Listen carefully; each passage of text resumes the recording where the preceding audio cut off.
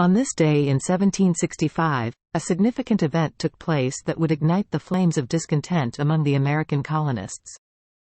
The Stamp Act, a direct taxation measure imposed by the British Parliament, went into effect, marking the first attempt to raise revenue through direct taxation of all American colonial commercial and legal papers. The Stamp Act required that various documents, including newspapers, legal papers, licenses, and even playing cards, bear a stamp purchased from British authorities.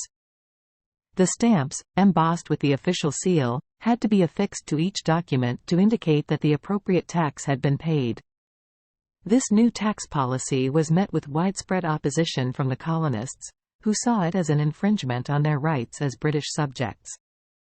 The colonists, already frustrated with the British government's interference in colonial affairs, saw the Stamp Act as a direct attack on their economic freedom and self-governance.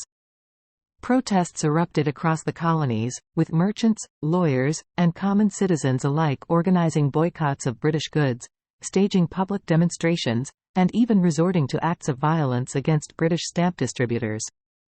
The colonial resistance against the Stamp Act would eventually lead to the convening of the Stamp Act Congress in October of that year. The Congress, consisting of delegates from 9 of the 13 colonies, issued a Declaration of Rights and Grievances, proclaiming that only the colonial assemblies had the right to levy taxes on the American colonists. The Stamp Act would be repealed the following year in 1766, marking a significant victory for the American colonists in their struggle against British taxation policies.